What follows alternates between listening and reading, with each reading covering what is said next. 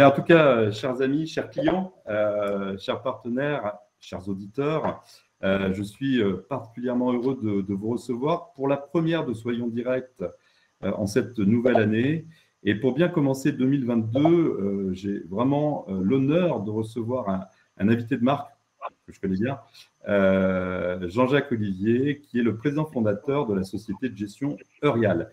Je dis bien Eurial parce que ça a été effectivement une des nouveautés de cette fin d'année de raccourcir le nom de votre société. Jean-Jacques Olivier, vous allez bien en ce début d'année? Oui, bonjour à tous. Bonjour Yann et bonjour à tous. Super. Bon, nous allons parler ensemble largement de Pierreval Santé, cette SCPI qui résiste si bien à la crise. La capitalisation, là, vient d'atteindre 2,2 milliards d'euros.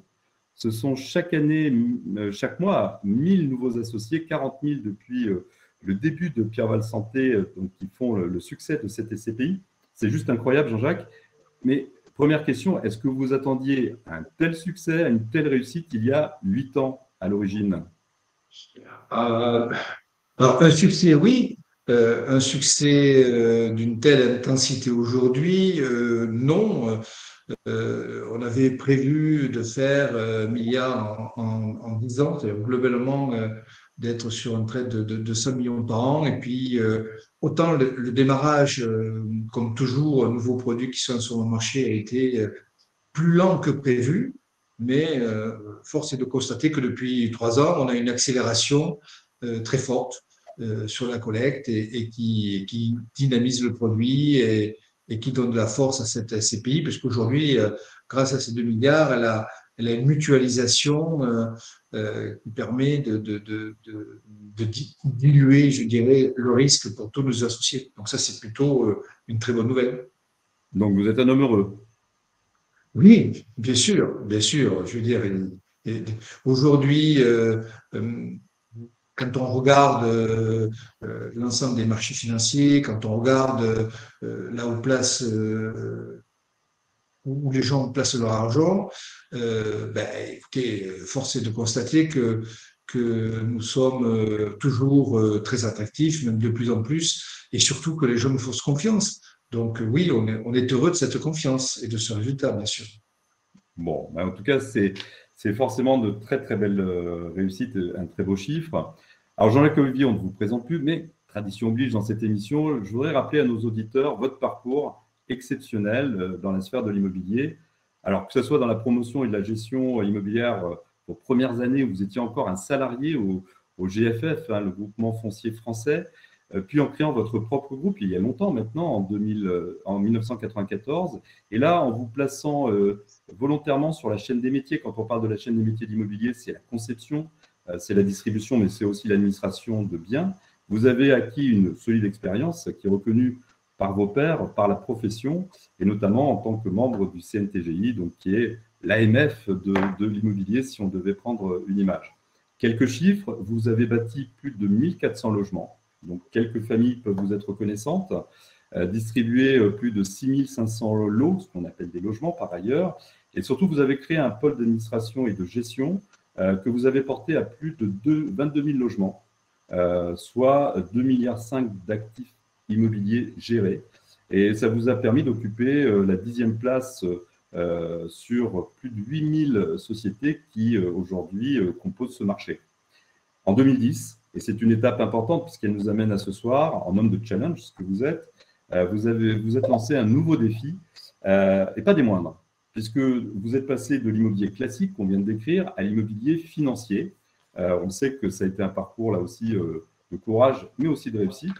Et là, c'est le début d'une magnifique aventure de la société Eurial que vous présidez, que certains qualifieraient de licorne au travers de sa croissance exponentielle. Et très vite, et contrairement à vos confrères, vous décidez d'attaquer à la fois le marché de la santé et le marché de l'Europe avec votre fonds, qui depuis est devenu ce que nous savons, Pierreval Santé. Donc, spécialiste de l'immobilier et de la santé, vous êtes vraiment devenu incontournable. Voilà pour votre portrait, Jean-Jacques. J'espère que ça vous ressemble. Oui, en tout cas, il n'y a pas d'erreur dans ce qui a été dit. Oui. Donc, ça me Bon, ressemble. ok, les fiches étaient bonnes. Alors, comme le veut la formule de l'émission, hein, au cours de ce Soyons Direct, je vais vous poser des questions directes, les miennes dans un premier temps, mais qui sont déjà issues de vos clients, des associés, des clients de NewSense.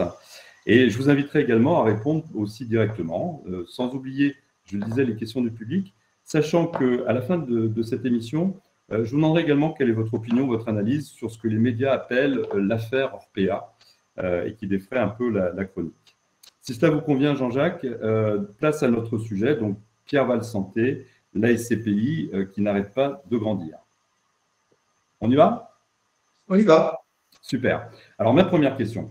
On a le sentiment que la crise ne vous impacte pas, parce que déjà en 2020, votre SCPI, Pierre Val Santé, progressait de 36% sur un marché qui, lui, accusait le coût et la crise à moins 29%. Et vous avez, en 2020 d'ailleurs, réalisé la plus importante collecte de SCPI en France, avec un peu plus de 500 millions, 505 millions pour être précis. Et les chiffres sont encore plus impressionnants en 2021. Alors, est-ce que vous pouvez nous les annoncer ce soir?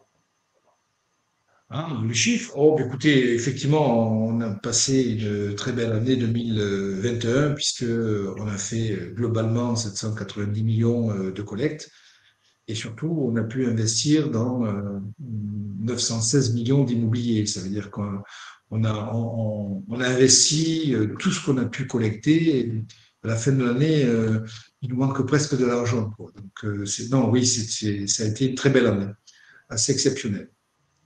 Alors, si on prend l'équation, hein, pour que ça soit toujours très clair pour notre public, vous parlez effectivement d'une collecte de 780 millions et de 916 millions investis. Comment est-ce possible d'investir plus que ce qu'on collecte finalement?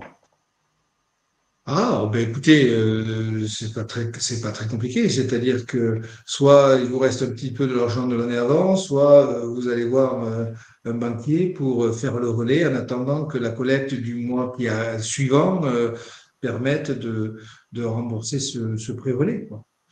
D'accord. Mais ce qui est sûr, c'est que, vous savez, on est dans des rythmes très courts finalement, hein. C'est-à-dire que les gens nous confient leur argent et on a globalement un trimestre, un peu plus d'un trimestre pour le réinvestir, pour pouvoir assurer le rendement par rapport à l'argent. Voilà. Donc, on est obligé d'anticiper en permanence la collecte éventuelle pour pouvoir mettre tous les trimestres les actifs en face l'argent qui nous a été présenté. On peut dire que être surinvesti, c'est forcément un signe de bonne santé et surtout de bonne sélection de la part de vos gérants qui ont su Ah oui, identifier des biens de qualité. l'inverse, c'est surtout l'inverse qui serait dramatique. Imaginez que les gens nous donnent leur argent et qu'on n'arrive pas à le placer. Eh bien, c'est tout simplement, on n'arriverait pas à tenir le rendement qu'on fournit. Donc, ce serait embêtant. Donc, il est très important de placer ce qu'on gagne. Et si on est surinvesti, ben, c'est plutôt confortable pour l'année qui démarre. Très confortable. Alors, vous êtes passé de 505 millions à 779 millions d'euros. Quelles sont pour vous les raisons de cette progression constante et de ce succès? Oui, alors, je pense qu'il faut, ce succès est effectivement exceptionnel, mais il faut garder la tête froide par rapport à ce qui s'est passé. Euh, D'abord, si vous voulez, on a bénéficié sur 2021 de deux choses. C'est que globalement, sur le marché, il n'y avait que deux acteurs. Et surtout, deuxièmement, c'est que l'immobilier santé a été très attractif. D'abord, en général, l'immobilier a été attractif. Je rappelle que 2021, pour revenir sur le logement, est l'année exceptionnelle. On a vendu plus de 1,2 million de logements dans la transaction. Ça n'était jamais arrivé. Donc, on voit bien qu'il y a une masse d'argent qui va vers l'immobilier très importante, ce qui est assez logique parce que qu'est-ce qu'a l'investisseur devant lui, hein, il a quatre choix. Il a le marché action, il a le marché, bon, pour lequel il n'a pas forcément l'aversion au risque, surtout le français, si j'ose dire, voilà, qui le pousse à aller vers ce type d'action. ce type de placement. Deuxièmement, il a le marché obligatoire. Voilà, on savait très bien que les obligations rapportent peu, pour ne pas dire rien, mais très peu. Et puis après, il y a ce qu'on appelle les placements alternatifs, et notamment les investissements à travers du private equity. Mais là aussi, beaucoup de Français considèrent que investir dans des entreprises, il y a une part de risque un peu plus élevée. Donc, quand vous regardez le ratio rendement-risque, naturellement, vous allez vers l'immobilier. C'est pour ça qu'il y a un flux d'argent. Voilà. Et quand vous regardez l'immobilier, autant le logement, c'est un produit de première nécessité, donc ça marche toujours, si j'ose dire. Et d'un autre côté, le bureau, le commerce, ça a été un peu plus tendu parce que je veux dire, la crise sanitaire est, vous savez, toujours un booster. Il y a toujours, on vit une mutation, c'est évident, et les crises sont des boosters de mutation.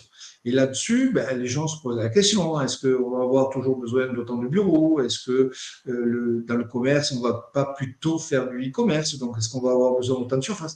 Donc, naturellement, les gens se disent, mais il faut aller vers l'immobilier. Et dans l'immobilier, dans quel secteur d'immobilier? Et là, je veux dire, il y a une prise de conscience énorme de la population, des pouvoirs publics, des institutionnels, comme quoi nous avons des besoins profonds d'infrastructures dans le secteur de la santé. Et c'est pour ça d'ailleurs que vous allez avoir une multitude d'acteurs qui se sont intéressés sur ce secteur en 2021, que vous allez voir émerger en 2022. Donc la réussite de 2021, je dirais, il faut être très humble, il y a une conjoncture de deux facteurs. D'une part, un marché qui nous conduit naturellement vers le secteur de la santé, et puis un nombre d'acteurs très restreint, puisque j'ai presque envie de vous dire, on était deux, quoi. Hein. Voilà. Donc, ça a mené ce succès. Tant mieux, nous étions au bon endroit, au bon moment. Voilà, on a profité et surtout, je le redis, mais nos associés de départ qui nous ont fait confiance en profitent, puisque la taille du fonds permet d'avoir une meilleure mutualisation au profit de tous.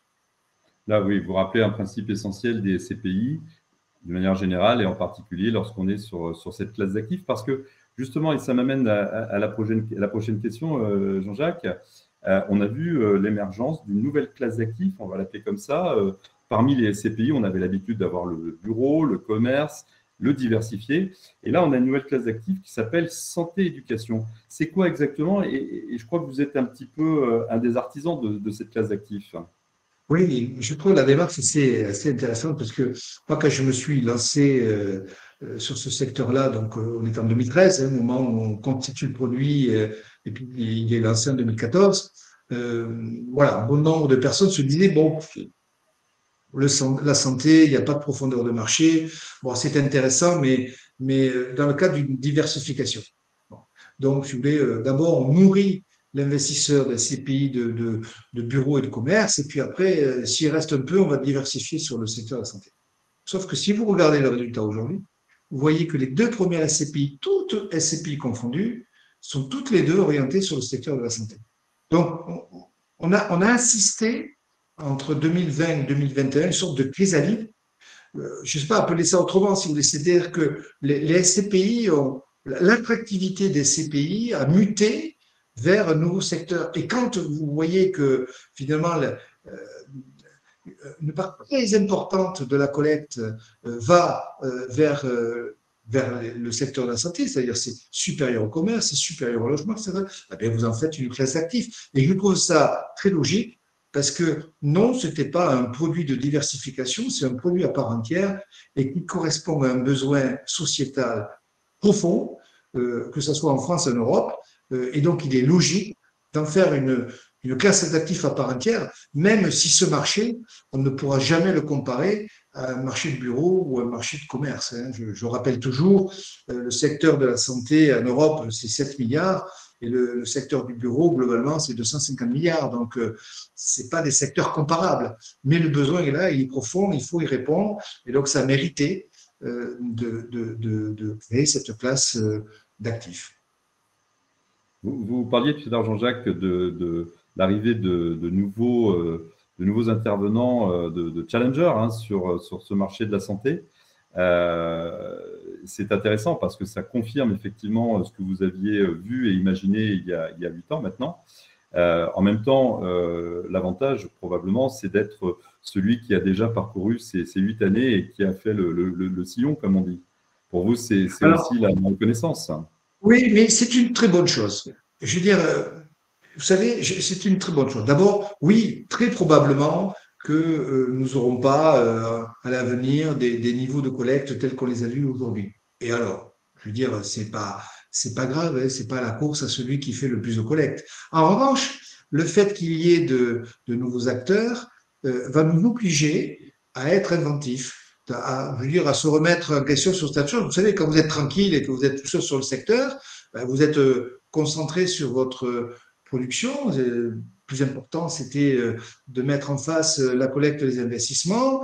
Et puis, voilà, vous avancez. Le fait qu'il y ait de la concurrence, ben, ça va nous obliger à nous remettre en question sur certains services, etc., etc. Donc, alors, oui, on est bien installé. Je pense que ce sera pas simple pour ceux qui vont arriver. On dit toujours qu'il y a la prime au premier. Donc, voilà, on va considérer que c'est bien pour nous. Et puis surtout, on a un fonds aujourd'hui à plus de 2 milliards. Donc, la mutualisation est très forte. Donc, c'est très confortable pour ceux qui veulent arriver et qui veulent diminuer au maximum leur risque. Et nous, de notre côté, ben, ça nous oblige à réfléchir à d'autres choses, ce qu'on va faire d'ailleurs, et apporter de l'ouverture, etc. Donc, c'est très sain, la concurrence. Forcément, forcément. Alors, la question suivante, elle va concerner le rendement. En 2020, le rendement, le TDVM, hein, soyons techniques, mais c'est le rendement dans la bouche de chacun, le taux de distribution sur valeur de marché était de 4,95. Il s'est situé et de manière prévue par vous à 4,80 sur l'exercice 2021. Pour autant, vous nous annoncez que c'est plus rentable 4,80 que 4,95 pour les associés. Alors, je ne l'ai peut-être pas dit comme ça, mais bon, je vois la traduction que vous en faites. Mais effectivement, ça mérite l'explication. Prenons par exemple les 3 dernières années. Si on regarde le TDVM, on va se dire, ben, en 2019, on était à 5,05, en 2020, on était à 4,95, et puis en 2021, on est à 4,80. Donc, naturellement, on va se dire, mais il y a une sorte d'érosion du rendement et ce rendement baisse. Et si vous regardez, je dirais, le marché des CPI en général, vous verrez que globalement, il y a la même baisse, ce qui est assez logique parce que plus vous avez d'acteurs qui achètent sur le marché, on a dit tout à l'heure que l'argent se réorientait vers l'immobilier, donc il y a plus, si j'ose dire, que de demandes que d'offres, ben c'est au bénéfice des vendeurs et pour les acheteurs, ils ont des rendements qui baissent. Donc on pourrait se dire, on a une légère érosion sur ces 3 dernières années, et puis elle est logique parce que globalement, il y a plus d'acteurs et de demandes que d'offres. Mais à y regarder de plus près, c'est pas tout à fait ça. Parce que nous sommes investis en Europe et plus ça va, plus la part d'investissement hors de France est importante. Et quand on est hors de France, pour récupérer les loyers de l'étranger, il faut payer ce qu'on appelle un prélèvement à la source. C'est-à-dire que l'impôt sur les revenus, donc sur les loyers, sont payés dans les pays d'origine, l'Angleterre, l'Allemagne, le Portugal, l'Espagne, l'Italie. Bon. Et du coup, il y a des accords entre la France et ces pays, donc au niveau fiscal.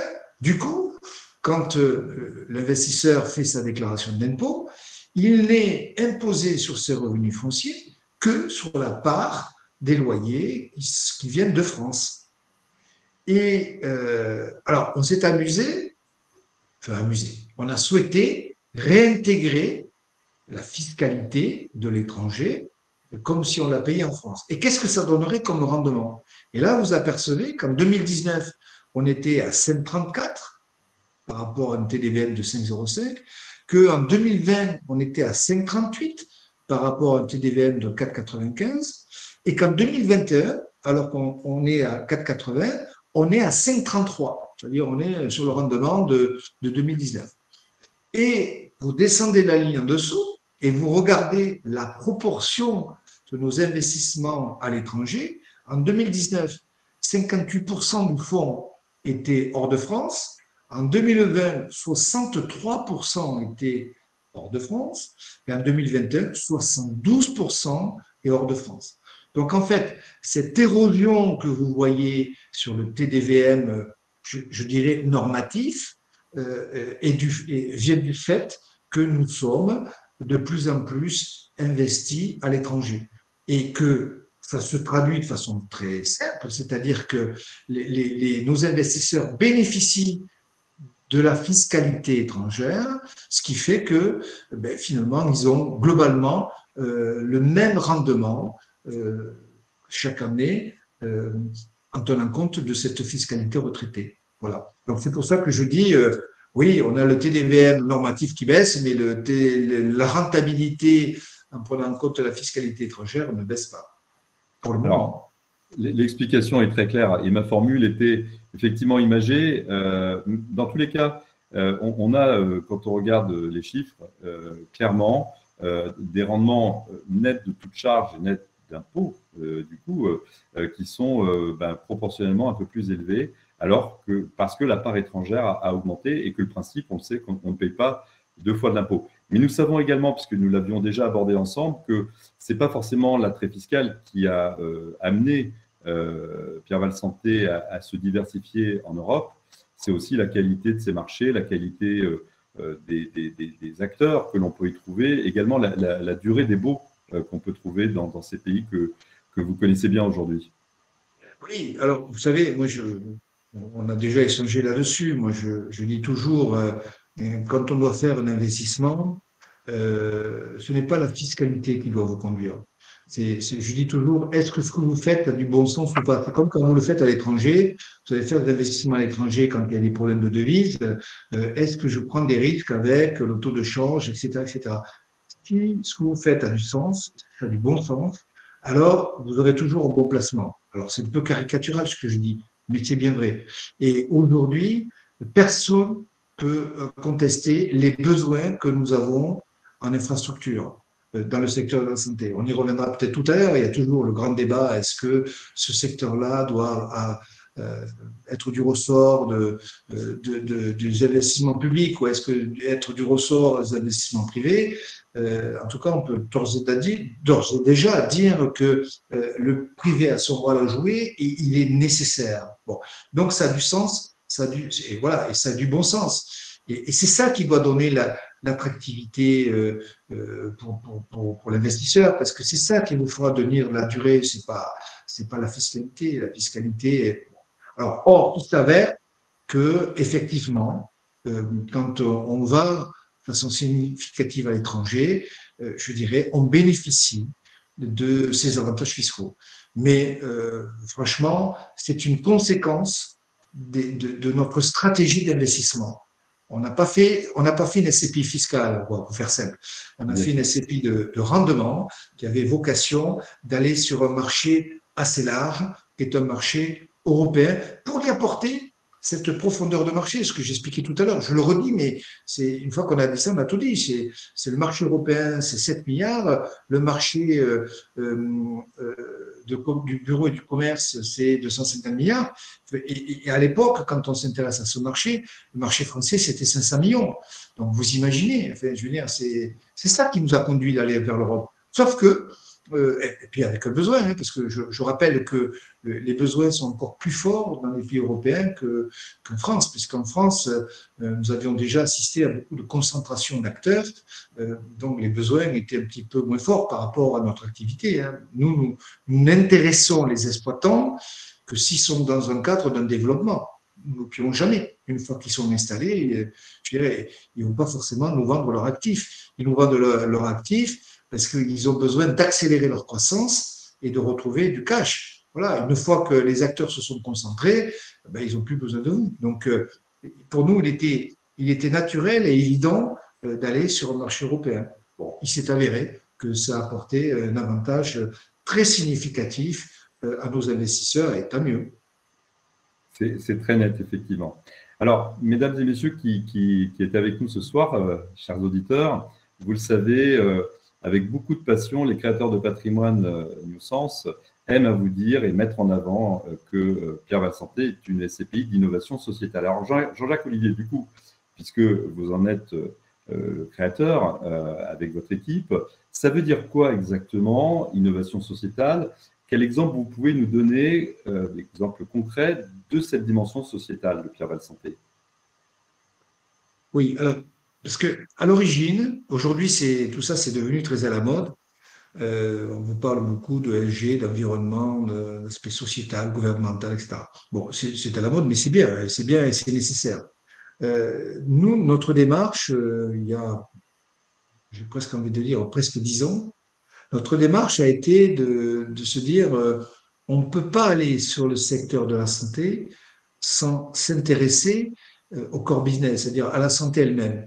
Et je ne voyais pas comment on pouvait accompagner l'infrastructure de la santé sans accompagner la recherche.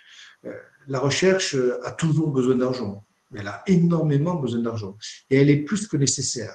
Et donc, l'idée, c'était de dire, ben, la recherche, et notamment l'Institut du cerveau et de la moelle épinière à l'époque, la recherche a besoin d'argent et nous, on a besoin de ces connaissances pour savoir où va aller toute la partie sanitaire, donc c'est-à-dire les besoins en termes de traitement sur les évolutions des différentes multipathologies, etc. Donc, qu'est-ce qui va se passer? Quels vont être les besoins de demain?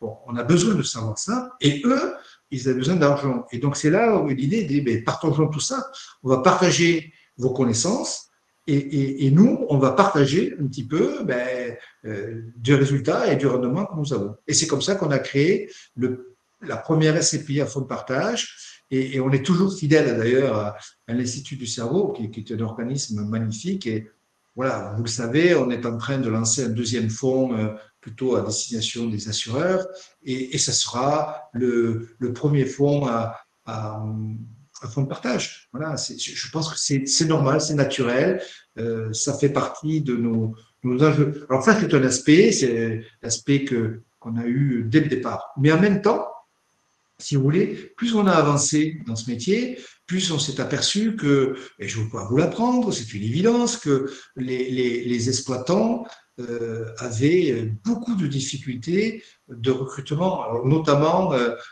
justement, on parlait d'EHPAD, notamment dans les EHPAD. Et c'est pas simple, parce qu'il faut former du personnel, c'est un métier qui est très difficile, et vous vous apercevez, et vous observez que les problèmes que vous avez en France, on les a aussi dans la plupart des pays européens.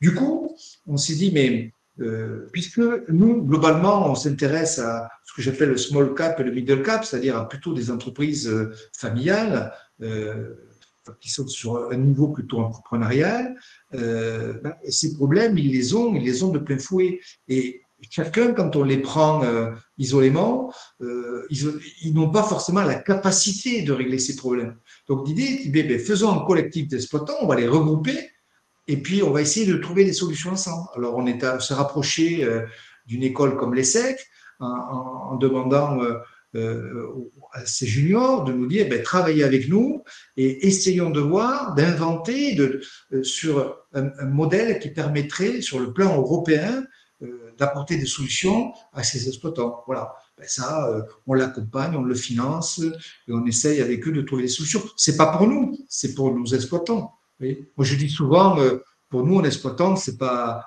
un locataire, c'est un partenaire. On l'accompagne dans ce développement et puis on va l'accompagner dans ses difficultés.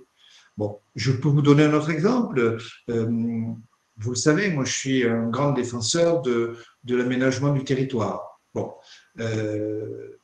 aujourd'hui, on voit bien qu'on n'en a que pour les grandes métropoles.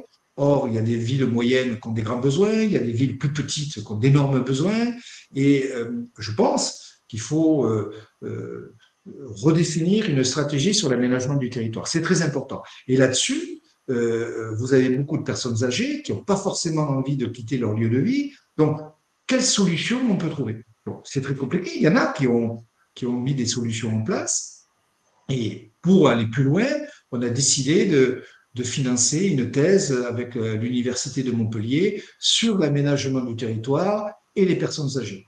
et de mettre en exergue des exemples qui fonctionnent pour pouvoir essayer d'en tirer des généralités et d'être force de proposition pour que les politiques s'en saisissent et voilà, que les régions s'en saisissent pour apporter des solutions. Moi, je peux vous dire, on a fait des investissements dans des villes, notamment on a financé une clinique dans une ville de 40 000 habitants, mais vous ne pouvez pas imaginer ce que ça génère dans la commune comme impulsion, comme création d'emplois, etc., etc. Le désert sanitaire, c'est une réalité. Alors, est-ce que nous, en tant qu'investisseurs, on doit s'intéresser qu'aux grandes capitales, aux grandes métropoles, ou il est de notre rôle d'aller vers ces villes moyennes? On a financé, par exemple, un établissement pour handicapés dans une commune de 7 000 habitants. Oui, c'est notre rôle, il y a un besoin, on doit y aller. Voilà. Et donc ça, mais du coup, on finance une thèse. On le fait d'ailleurs avec le Crédit Agricole Centre parce que bon, on est en Auvergne, il y a de réels besoins aussi. Mais voilà, on participe à cette recherche. C'est une autre forme de recherche. C'est notre dimension sociétale. Bon, j'arrête là. D'autres actions, mais voilà, je vais vous en donner 2 ou 3 qui sont assez significatives, je pense. En tout cas, ce que vous décrivez, c'est effectivement ce qui est ressenti par les personnes qui ont la chance de distribuer Pierre-Val Santé, mais aussi par nos associés avec qui on a ce type de discussion. Et je pense que chacun est fier de pouvoir contribuer aussi à apporter des réponses de ce type à des besoins qui sont des besoins essentiels. On est dans l'essentiel quand on parle de santé. Et vous avez organisé ça effectivement pour que à la fois ça soit intéressant en termes de placement, mais que ça soit surtout bénéfique en termes d'utilisation justement de ces capitaux. Donc je pense que ça crée de la fierté. Oui, et je peux vous dire que vous parlez de la fierté des associés, mais moi je peux aussi vous parler de la fierté des collaborateurs. Tout le monde ici se sent en mission par rapport à ce qu'ils ont à faire, et ça se ressent. Et je peux vous dire que quand on a eu, bon, aujourd'hui les choses sont assez stables, on y voit assez clair, mais quand on a eu par exemple sur le début de la crise de Covid, ça n'a pas été simple. On ne savait pas, rappelez-vous, on était tous confinés. Pour le coup, c'était un vrai confinement. On ne savait pas où ça allait évoluer. Et à l'époque, le président de la République avait annoncé qu'on pouvait s'exonérer des loyers, que c'était normal, etc. Ça avait entraîné un tsunami dans toutes ces activités. Il a fallu qu'on soit extrêmement mobilisés. Et donc, on a été au plus près de nos exploitants. On a travaillé un à un pour voir quels étaient les besoins et comment on pouvait faire pour les aider, etc., etc. Et on avait, il fallait se restructurer sur les moyens parce qu'on était à distance, que c'était plus compliqué. Et tout le monde a été mobilisé. Et finalement, on a passé une superbe année. On a vraiment accompagné nos exploitants et on était tous fiers de ça. Voilà. Et, je peux le dire, et moi j'étais fier d'eux, voilà, parce que sans eux, voilà, sans une équipe, je dis souvent, vous savez, je dis souvent qu'une entreprise, ce n'est pas que des actionnaires. Une entreprise, c'est des actionnaires, mais c'est aussi des clients, c'est aussi des fournisseurs, c'est des collaborateurs. Et sans les uns et les autres, on n'existe pas. Voilà. Donc oui, on est une équipe voilà, dynamique, très engagée et qui est convaincue que on apporte quelque chose à la société. Voilà, bien sûr, c'est une entreprise, elle est là pour gagner de l'argent et pour faire des profits. Il ne faut pas s'en cacher, il ne faut pas en avoir honte, mais elle peut le faire aussi dans une, on disait tout à l'heure, dans une démarche sociétale et dans une démarche qui a du sens pour tout le monde. Ça a du sens pour l'investisseur, ça a du sens pour les exploitants, ça a du sens pour la recherche, ça a du sens pour la société. Voilà, je dirais, comme me dirait quelqu'un que je connais bien, on coche toutes les cases, presque. D'ailleurs, c'est intéressant, vous parlez des exploitants, qu'on pourrait appeler aussi les locataires, mais je sais que chez Orial et Pierre-Val Santé, les locataires ne sont pas considérés comme ça, mais plutôt comme des partenaires. C'est une notion Oui, importante que vous développez, je crois. oui, je l'ai dit tout à l'heure, hein, c'est-à-dire pour nous, les exploitants sont plus des partenaires, c'est évident. C'est-à-dire que quand il faut savoir que si on intéresse ces exploitants, c'est parce que justement ils ont besoin d'argent. Et pour faire de l'argent, qu'est-ce qu'ils font? Ils vendent leur actif immobilier et avec cet argent, ils le réinvestissent soit dans l'outil d'exploitation, c'est-à-dire ils améliorent l'outil d'exploitation, soit ils vont se développer et ils vont investir dans de nouvelles exploitations. Bon. Alors, ce qui est très, très important pour nous, c'est de savoir où il va, comment il y va et comment on peut l'accompagner. Et il y a des acteurs, on prend des engagements avec eux sur plusieurs années, sur plusieurs investissements voilà, pour qu'ils puissent se développer. Et donc, quand vous êtes à ce niveau-là, je peux vous dire, c'est plutôt un partenaire. Et en même temps, je rappelle à nos auditeurs que ce soit une clinique ou une EHPAD, vous avez un immobilier, un immeuble, et vous avez un locataire. Donc ce locataire, vous allez vous intéresser à lui d'une façon très différente que si vous aviez un immeuble du bureau à la Défense, pour parler que de Paris, et que vous vous retrouvez avec une cinquantaine de locataires à l'intérieur de l'immeuble. Ça n'a strictement rien à voir. Donc on est très vigilant sur sa capacité à se développer, à fonctionner, et en même temps, on est là pour l'accompagner. Nous, on n'est pas un fonds d'investissement, alors je ne devrais pas dire ça, mais je dirais ce que j'appelle le capital impatience, c'est-à-dire à court terme. Nous, quand on investit dans l'immobilier avec un exploitant, on est là 15 ans, 20 ans, on va rester avec lui sur le long terme.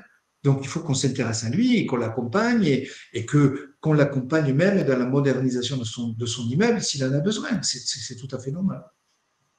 C'est clair. Alors, ce sujet de l'innovation sociétale nous amène forcément à un autre sujet que vous aviez abordé avec nous à ce micro lors de votre précédente interview.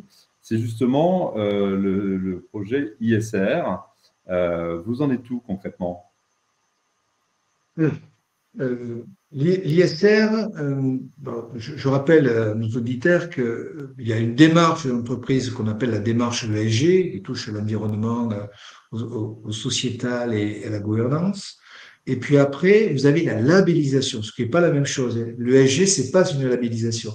L'ISR, c'est ce qu'on appelle l'investissement social responsable, c'est une labellisation. C'est-à-dire que vous vous êtes engagé sur le produit et donc sur Pierre Santé à l'amélioration de ces actifs, donc de ces immeubles. L'amélioration par rapport à différents critères, donc des critères environnementaux, des critères sociétaux et la gouvernance qui va avec. Bon. C'est assez lourd parce que ça veut dire que pour chaque secteur, vous mettez des indicateurs et après, vous suivez ces indicateurs et c'est là qu'on mesure l'amélioration et après, vous avez un organisme qui vient vérifier si l'engagement que vous avez pris a été tenu à travers l'amélioration de vos indicateurs. Et puis, si vous ne l'avez pas tenu, eh bien, vous avez un risque qu'on vous retire le label. C'est ça un petit peu la démarche. Donc, nous, c'est assez long parce que, en fait, on est sur des actifs particuliers, je n'arrête pas de le dire, c'est pas du bureau, c'est pas du commerce, c'est de la santé. Et en même temps, on est dans 7 pays européens avec des réglementations différentes, des enjeux différents, du climat différent. Donc, on ne peut pas mettre au Portugal le même, je dirais, la même niveau d'analyse que ce qu'on va mettre en Allemagne. Donc, tout ça, ça se réfléchit, ça se pense. Voilà. Donc, on le fait avec un organisme assez connu qui est le cabinet PwC. Nous avons mis déjà nos premiers critères en place. On est en train de les faire vivre avant de demander la labellisation. Je pense que courant septembre, octobre, on devrait être en mesure de présenter officiellement notre candidature. Après, en espérant que ça sera retenu, bien évidemment. Bon, je crois qu'en tout cas, l'intention est forte et surtout la réalité du travail réalisé aussi au quotidien par les équipes, Jean-Jacques. Alors, nous avions annoncé à nos auditeurs… Par contre, excusez-moi, j'insiste là-dessus parce que quand vous avez une démarche ISR, vous avez de l'arbitrage à faire. Et je vais laisser de côté la partie sur le SG, la partie G, c'est-à-dire la gouvernance, et je vais garder les deux premières parties qui est l'environnement, le S, le E, et le S qui est le sociétal.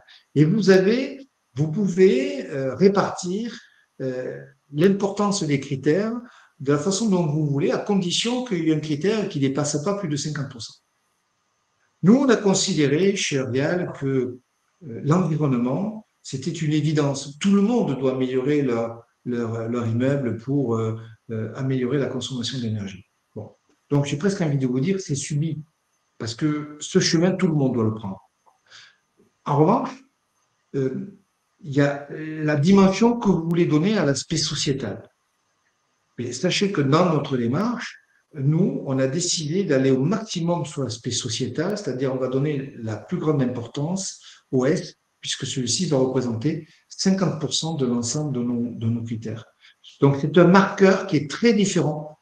On fera ce qu'il faut sur la climatologie, bien sûr, sur tout ce qui est environnemental, mais on va donner une force encore plus importante sur la partie sociétale. Je vous ai donné quelques exemples. Je ne vous dirai pas tout ce soir parce qu'on en a d'autres et qui vont être très avant-gardistes par rapport à ce qu'on peut trouver aujourd'hui sur le marché. C'est important de préciser, effectivement. Donc, on a fait le bilan. On pourrait le qualifier d'excellent puisque, encore une fois, il y a eu cette collecte, mais surtout des investissements plus que proportionnés qui du coup, donnent beaucoup de visibilité à chaque associé sur la stabilité et la réussite de son investissement. On a parlé d'un rendement très stable. Hein. Rappelons que la moyenne des rendements des CPI est à 4,20, donc voilà, très, très au-dessus de cette moyenne.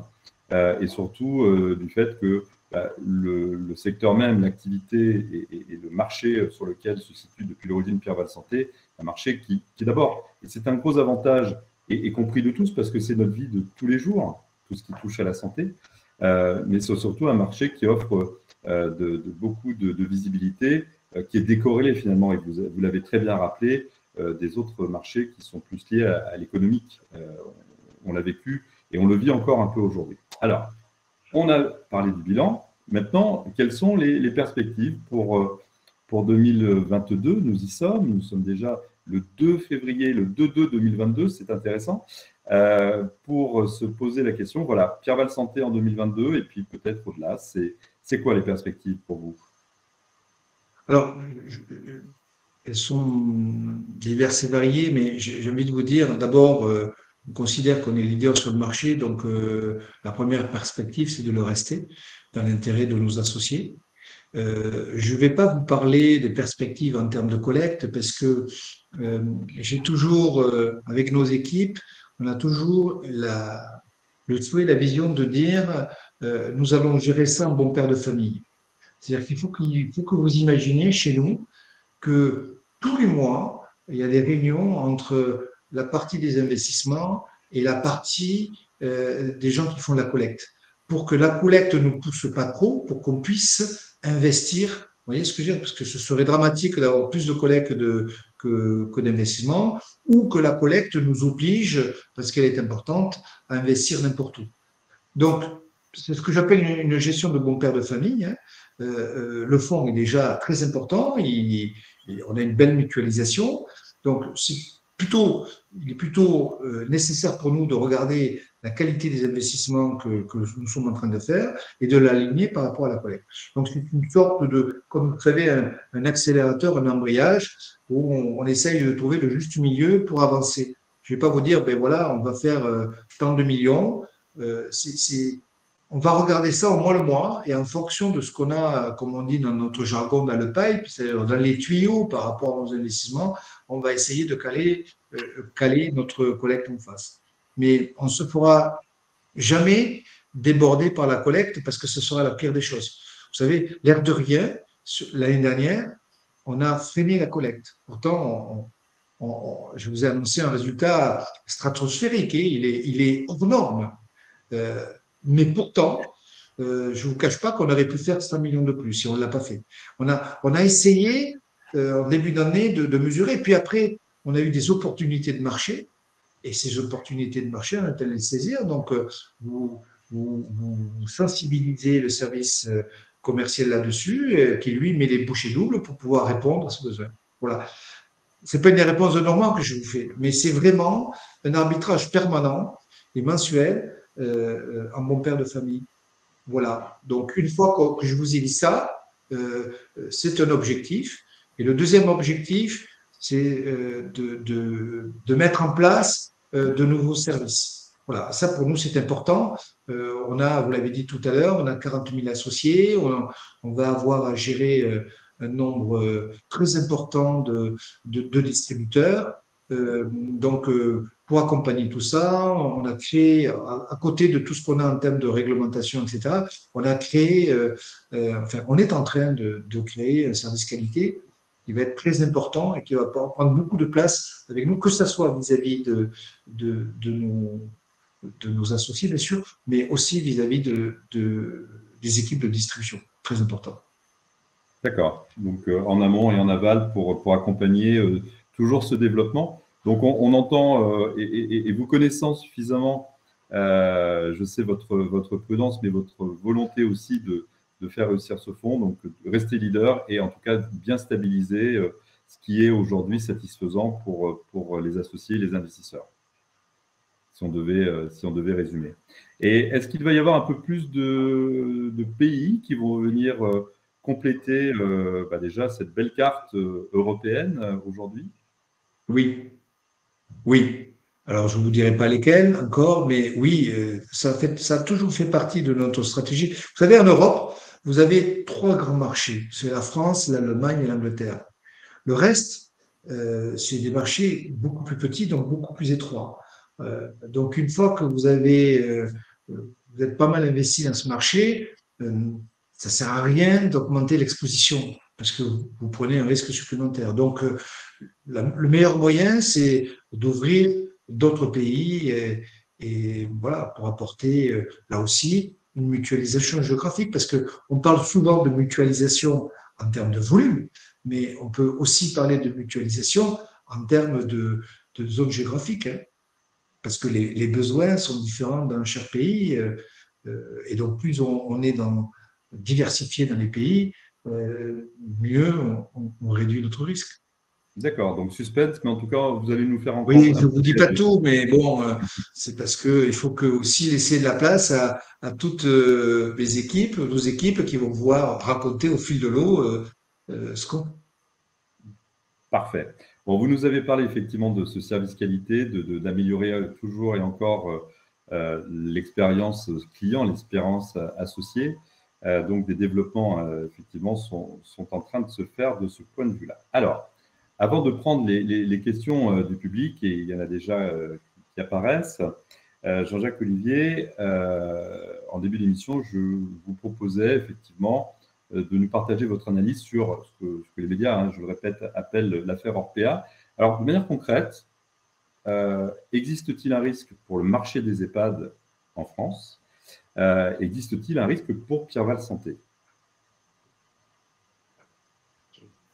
C'est une question très large. Je vais essayer, je vais vous y répondre, mais différemment, parce que je ne veux pas tomber dans tout ce qu'on peut voir à droite, à gauche aujourd'hui, où il est parfois très difficile de distinguer ce qui est vrai et ce qui est poussé par, je dirais, une ambiance très politisée.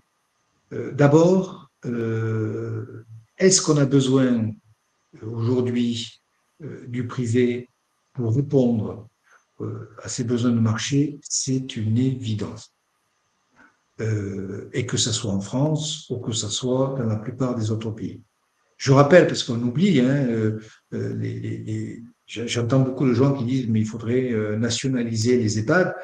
D'abord, je peux vous dire que si on faisait des enquêtes dans des EHPAD publics, on serait extrêmement surpris et probablement encore plus choqué, premièrement. Deuxièmement, je vous rappelle que si le privé s'est développé à partir de 2003, c'est parce que c'était cette fameuse période de sécheresse où nos personnes âgées, nos anciens tombaient en cascade dans les EHPAD publics et qu'il fallait bien trouver des solutions et avancer.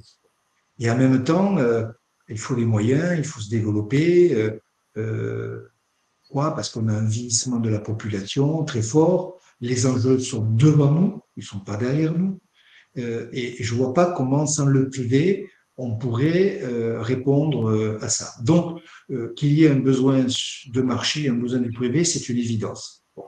J'avais donné déjà quelques chiffres sur l'immobilier. On considère que d'ici une vingtaine d'années, il faudrait développer en Europe un peu plus de 300 milliards d'infrastructures sur le secteur de la santé. Bon.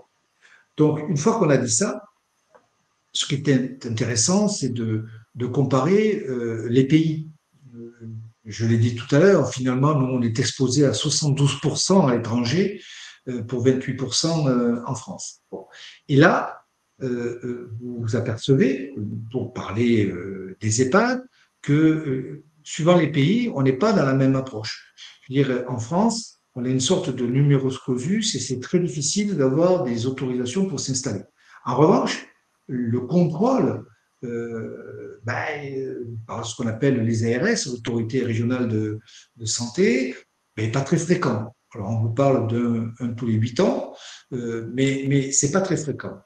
Vous prenez par exemple l'Allemagne, où il est plus facile, ou l'Angleterre d'ailleurs, où il est plus facile de créer un établissement. En revanche, ils sont contrôlés chaque année, ils sont contrôlés sur l'affectation de l'argent qu'ils peuvent recevoir, et je peux vous dire qu'ils sont notés, et je peux vous dire qu'on peut faire fermer ces établissements ou en totalité ou pour partie. Donc on voit bien, si vous voulez, que c'est pas parce qu'il y a un besoin fort dans le secteur privé, mais qu'il faut plutôt jouer sur une approche de contrôle qui serait beaucoup plus saine pour poursuivre ces acteurs. Bon, sachant que, après, vous savez, c'est souvent pareil, c'est souvent une question d'homme plutôt qu'une question d'entreprise, mais en tout cas, ce retour au privé est une évidence. Bon, ça, c'est sur ce marché. Après, nous concernant, écoutez, nous, on ne se sent pas très concernés par ça, puisque d'abord, nous, Pierreval, on a une douzaine d'EHPAD en France pour 88, si je ne me trompe pas, à l'étranger. Et surtout, je l'ai dit tout à l'heure, nous, on est plutôt orienté ce qu'on appelle dans notre jargon le small cap ou le middle cap, c'est-à-dire la petite et moyenne entreprise. On est plutôt dans des dimensions familiales et entrepreneuriales. Donc, voilà, il n'y a pas d'exposition pour Pierreval. Et ce qui me paraît surtout important à retenir, c'est que si effectivement ce qu'on nous raconte est vrai, on verra après les enquêtes de police, etc., indéniablement, ça poussera l'État français à s'inspirer peut-être de tout ce qu'on voit à l'étranger, parce que nous, on le voit, et on voit bien que les solutions sont là, il suffit juste qu'on les mette en place. Et, voilà. Et si l'événement d'aujourd'hui peut nous sensibiliser, avoir des systèmes de contrôle qui s'améliorent, mais tant mieux pour tout le monde. Très bien. En tout cas, j'invite à la lecture, je pense qu'elle a déjà été réalisée par nombre d'entre vous, du bulletin trimestriel où on retrouve bien sûr toutes les informations concernant Pierreval Santé, mais également donc, une information qui nous est apportée par David King pour dire que l'essentiel, vous le disiez à l'instant, des EHPAD se situe à l'étranger, 84 EHPAD, donc dans des pays, notamment l'Allemagne, que vous citiez, et le Royaume-Uni, et qu'il y a 12 EHPAD qui sont plutôt de groupes entrepreneuriaux et familiaux. Oui, mais ça s'explique, enfin, si je peux me permettre, Yann, ça s'explique parce que le marché français est mature. Alors, c'est paradoxal, mais parce qu'il y a un besoin. Je pense qu'on n'a pas assez construit par rapport aux besoins de la population. Et ça, c'est malheureusement l'État qui freine vis-à-vis des autorisations et des ARS. Mais en revanche, le marché existant a subi, il y a plus d'une quinzaine d'années, une forte concentration. Donc aujourd'hui, les grands acteurs européens sont français. Et ces concentrations se sont faites. Donc il n'y a pas le besoin en France d'acteurs comme nous, c'est-à-dire de fonds d'investissement immobilier qui vont accompagner des exploitants pour qu'ils puissent se développer. Vous ne l'avez beaucoup moins en France, vous l'avez beaucoup plus à l'étranger. C'est pour ça qu'on est très peu exposé. On a une douzaine d'EHPAD et c'est des entreprises familiales. C'est logique qu'on ne soit pas exposé. Voilà. J'essaie de ne pas être trop technique, mais Non, non, c'est compréhensible. non, non, mais tout est logique, effectivement, dans ce que vous dites. Mais avant tout, et vous avez raison de commencer par ça, c'est ce besoin essentiel qui est loin d'être couvert par les établissements déjà existants. Donc, on a besoin, c'est indispensable. Et je pense que nombre d'entre nous ont pu vivre à travers des parents cette détresse et de dire que c'est essentiel que ces établissements existent, quoi qu'il arrive. Super. Merci en tout cas de cette transparence. Alors, il y a encore des questions pour vous, mais cette fois-ci, ce n'est pas moi, c'est le public. Donc, je me tourne vers les questions. Alors, je vais commencer. Alors, évidemment, on pouvait l'attendre. Je ne l'ai pas posée moi-même parce que je savais qu'elle ferait partie des questions. C'est Olivier qui nous dit et qui nous demande: la valeur de reconstitution par part en 2021 va-t-elle progresser? Cela peut-il ouvrir la voie à une progression du prix de la part? Alors, c'est une question à laquelle je vais essayer d'être pas trop technique pour répondre. Je comprends très bien que quand on est dans le fond, on se dise est-ce que je ne pourrais pas améliorer la valeur de ma part? Bon.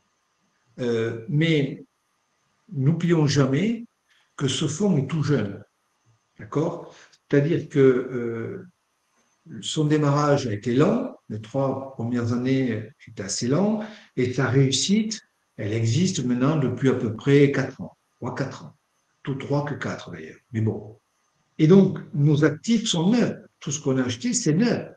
Et est-ce qu'on a besoin de revaloriser ça de suite? Pas forcément. Avantages et inconvénients.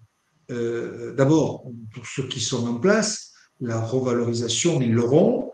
Et comme ils sont jeunes, ils ne vont pas revendre 2 ans ou 3 ans après. On sait très bien que la détention moyenne dans une SCPI, c'est entre 10 et 15 ans. Voilà. Et d'ailleurs, l'AMF vous dit surtout, si vous devez investir là-dedans, dites-vous bien qu'il faut le garder au moins 10 ans. Donc, je veux dire, le fonds n'a pas 10 ans, et les 3 premières années, il n'a pas fait grand-chose. Donc, ça ne se justifie pas économiquement parlant de le faire. Et en même temps, si vous le faites, vous dévalorisez, vous désavantagez, pardon, ce qui arrive, puisque si vous augmentez la valeur du capital et que vous avez le même montant de loyer, vous avez un rendement plus faible. Bon, donc il ne faut jamais oublier qu'on veut faire plaisir à ceux qui sont en place, mais ça peut être aussi au détriment de ceux qui arrivent. Alors, comment essayer de trouver le bon lien entre les deux? D'abord, je dirais pour ceux qui sont en place, il faut le faire quand le besoin est réel. Et est-ce qu'on pourra le faire? Oui, parce qu'il suffit de regarder les expertises. Tous les actifs qu'on a achetés sont en dessous de la valeur d'expertise. Donc, on peut imaginer qu'on aura, je dirais, des arguments pour revaloriser la part. La question, c'est quand on le fait. Et le faire, ça ne se fait pas quand la SCPI est jeune et que finalement, elle investit essentiellement dans ces trois dernières années. En revanche, pour ne pas pénaliser ceux qui sont déjà, ceux qui vont arriver, ce à quoi moi je suis très attaché, c'est que cette revalorisation de la part, pour moi, doit être progressive. D'ailleurs, le moment où on va le donner le go en disant on va revaloriser la part, pour moi, il va falloir le caler, si vous voulez, à l'augmentation des loyers. Parce que si vous arrivez à caler votre augmentation de la part, c'est-à-dire vous l'étalez sur plusieurs années par rapport à l'augmentation des loyers, c'est mécanique, vous n'érodez pas le rendement. Donc, si vous voulez, vous ne désavantagez pas ceux qui vont arriver par rapport à ceux qui sont en place. Voilà. Alors, je comprends l'impatience des uns et des autres, mais je le rappelle, nous ne sommes pas une vieille SCPI, on est jeune, et surtout notre réussite est assez récente. Donc, oui, on le fera. Est-ce qu'on a le potentiel de le faire? Oui. Quand on regarde les expertises que nous avons le potentiel de le faire. Est-ce que nous le ferons? Oui, de façon progressive. Et quand ce sera le moment, bientôt. Ça, c'est pas une réponse qui peut satisfaire tout le monde, mais j'ai essayé de vous faire comprendre. On ne doit pas avoir de pression par rapport à ça. Ça se fera, mais ça n'a pas de sens de se mettre la pression. On n'est pas sur un marché action en train de se dire je veux avoir des actions qui se valorisent parce que je veux les vendre dans la foulée. une fois de plus, quelqu'un qui investit dans une SCPI, il est là au moins pour une dizaine d'années. Et le fonds n'a pas 10 ans. D'accord, mais vous l'avez souligné, le potentiel de hausse est déjà présent. Oui, Donc, c'est oui, une oui, c'est ça information, l'essentiel. c'est ça C'est ça l'essentiel, l'essentiel. absolument. Alors, De toute j'ai la façon, question. si je peux me permettre, Yann, là aussi c'est un peu technique, mais je vais vous démontrer que c'est une évidence. Regardez les fonds santé qui existent. Et vous allez vous apercevoir qu'on a un rendement qui est au-dessus. Si on a un rendement qui est au-dessus, ça veut dire qu'on a mieux acheté. Et si on a mieux acheté, ben, ça veut dire qu'on a des plus-values latentes. C'est clair, c'est mécanique. Donc, soyez patient, ça va arriver. OK. Alors, le point, alors je vais essayer de la traduire parce que la question suivante, donc d'Éric, quelle est la part financière d'exposition dans ce secteur en se référant à Orpea? Alors, est-ce que pour Vous vous pouvez c'est me clair? repréciser la question parce que je ne la comprends pas, l'état. Ouais. Alors, je vais demander à Eric s'il veut bien préciser sa question. Quelle est la part financière d'exposition dans ce secteur en se référant à Orpea? En attendant la précision, j'ai Raphaël. Si c'est la part du secteur par rapport à quoi? Par rapport à un marché? Par rapport à Pierre Val Santé? Voilà, si c'est Pierre Val Santé, je pense que j'ai répondu. La part est inexistante. Si c'est sur la part de marché, euh, personne n'a les moyens de laisser Orpea s'écrouler. Personne, Oui, pour les raisons très claires que vous évoquiez tout à l'heure. c'est évident. Alors, je vois Voilà. que S'il y a des correctifs à faire, ils seront faits, ne vous inquiétez pas. parfait. Alors, je vois que certains sont bien informés. J'ai Raphaël qui me pose la question, à quand l'épargne programmée? Un, mais bientôt. C'est-à-dire que là aussi, dans l'amélioration des services, il y a deux choses qui sont en cours et qui vont arriver incessamment sous peu. C'est la numérisation de la souscription. C'est ça qui est très important parce que c'est elle qui permet l'ouverture de l'épargne programmée. L'épargne programmée, aujourd'hui, elle existe.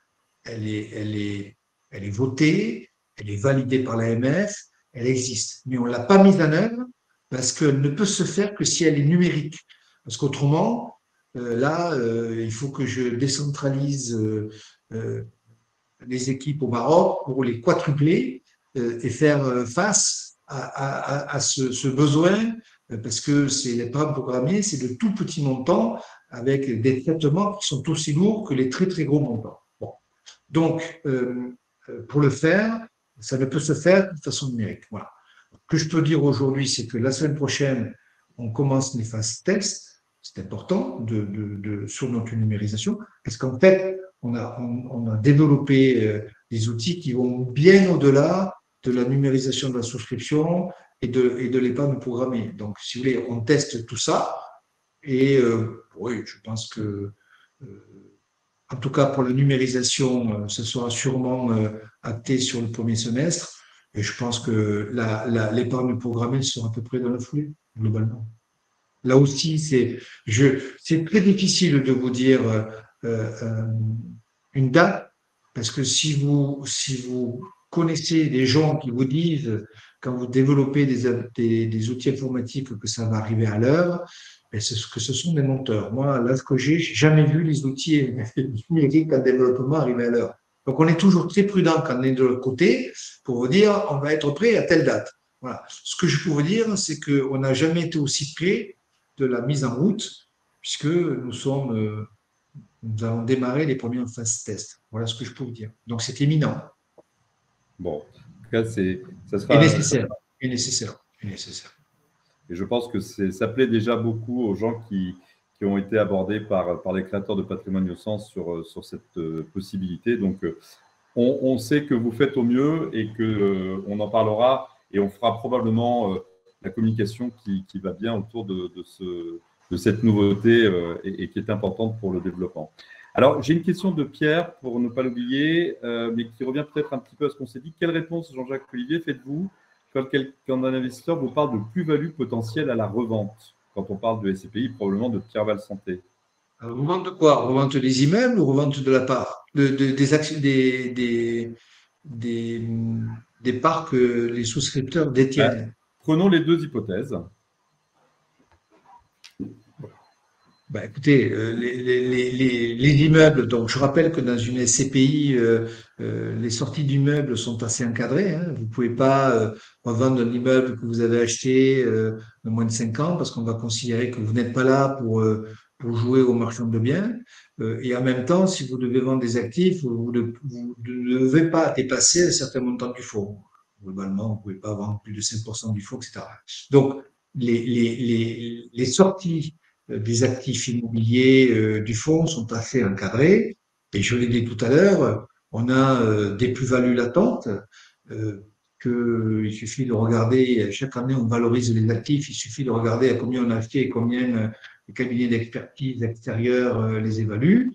Après, vous savez comme moi que l'immobilier n'est pas un marché linéaire, c'est la loi de l'offre et de la demande le jour où vous allez le vendre. Alors, ce qui est vrai aujourd'hui ne sera pas forcément vrai demain et encore différemment après-demain. Bon, ça, c'est une chose.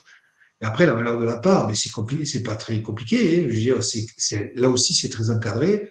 Vous l'avez sur le bulletin de souscription et tout dépend de ce que vous faites. Parce que globalement, souvent, quand les gens revendent, il faut pas du gré à gré, ils passent à travers nous pour que on leur trouve la sortie et en fait, c'est ceux qui arrivent qui reprennent les parts de ceux qui sortent. Donc, vous regardez le bulletin trimestriel et vous avez la valeur de la part de sortie.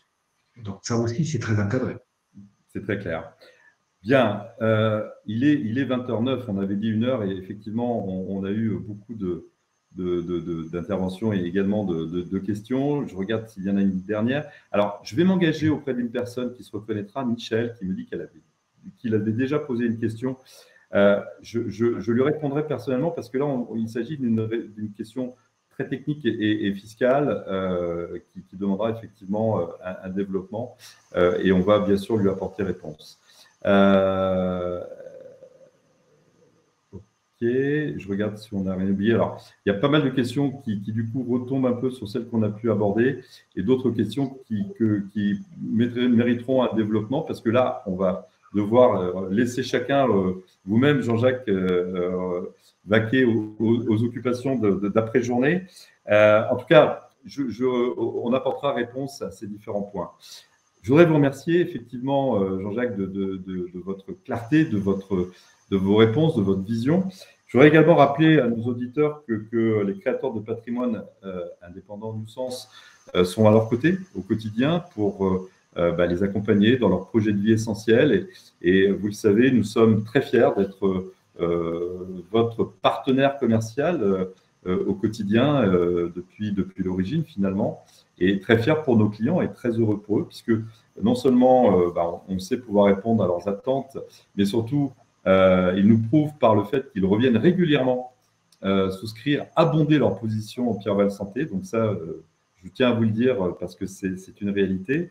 Et évidemment, les créateurs de patrimoine que je remercie encore aujourd'hui d'avoir fait en sorte que vous soyez si nombreux sont à votre disposition, à votre écoute dès demain, en direct ou en visio, parce que c'est maintenant ce que nous savons aussi faire compte tenu de ce que nous vivons depuis 2 ans, pour prolonger avec vous cette émission. Et nous répondrons aux questions que nous n'avons pas eu le temps de répondre, mais surtout, auxquelles nous n'avons pas eu le temps de répondre, mais surtout, si vous en avez d'autres, le dialogue reste ouvert.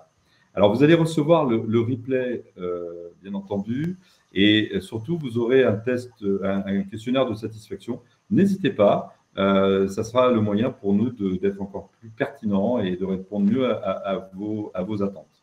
Voilà, merci à toutes et à tous.